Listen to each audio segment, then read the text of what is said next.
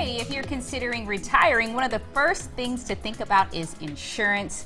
And Chip Coughlin from Retirement Income Analyst is here to help us out with this. Now, Chip, when I think of retirement, I don't always think of insurance. So clue us into this. Why? Okay.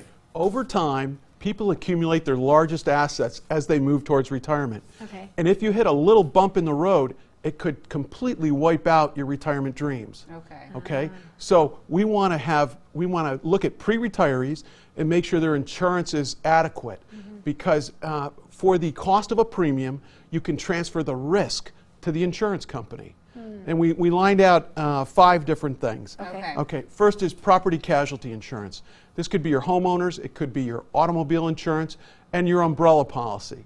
Now in Syracuse we need an umbrella policy because it rains, but the umbrella policy is really excess liability coverage over and above the limits on your homeowners and your car insurance. So when people try to come to see you, that's what I always think Exactly. of. That's what you're looking for to back you up. Okay? Alright. So you need that kind of coverage. And it's peace of mind coverage. It's not that expensive. We tell everybody that they should have that. Okay. All Okay. right. Then you have disability income insurance. Okay, and this is many times overlooked because one of your greatest assets is your ability to earn an income. And we have to ensure that. Okay? Okay. But a lot of times you can get that through your work, right? Exactly. Now, in your work, you get workman's comp if you get hurt on the job. Yes. Okay. They may have a group benefit that would provide short-term or long-term disability. But if it's not enough, you have to supplement that. Okay. Okay. Because becoming disabled could really ruin all your savings. Okay. And it could ruin your retirement. And it's like economic death. Okay. Because you can't live anymore. Financially, you're not growing your assets because of that. And it's very often overlooked. We always have Social Security as a fallback, okay? But over 50% of the people that apply for Social Security are rejected because they're not disabled enough. Oh, okay. So you have to be your own advocate and make sure you've got the right coverage. Okay. Okay. Health insurance is next. Okay, everybody should have health insurance. Yeah, I mean, that Okay. sounds like a given to me, but I guess It not is, for everybody. But there's some people that don't. Yeah. And if you save over your lifetime and you have one large health incident, Yeah. okay? One of my buddies did not have health insurance.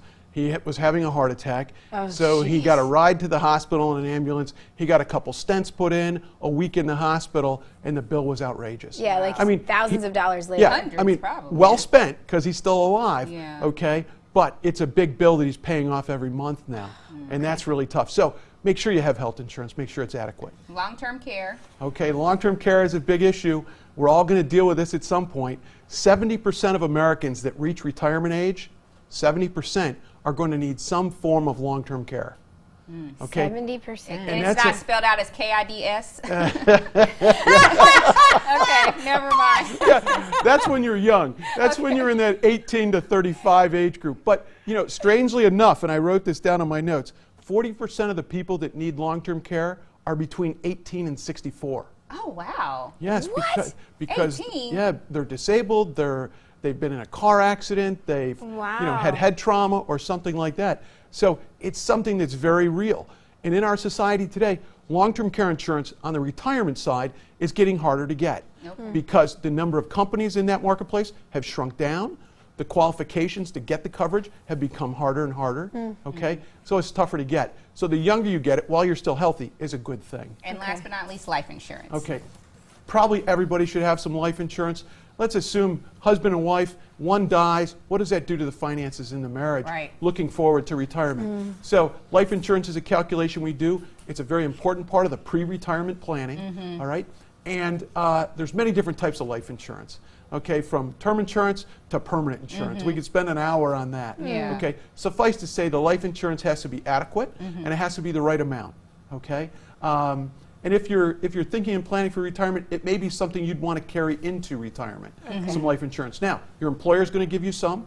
Okay, but you have to supplement that. Yeah. Typically, the employer does not give enough Okay. to really make a dent in that life insurance equation. There we All go. right, so you got to watch that.